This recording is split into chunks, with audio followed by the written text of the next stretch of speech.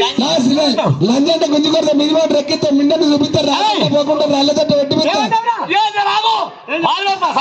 ఊగి రోజుకి ఈ పంచాయతీ కంటే మంచిగా ఓల్దాలో పాలు పెడతా ఓలే పాలు ఎత్తుకొని పోయి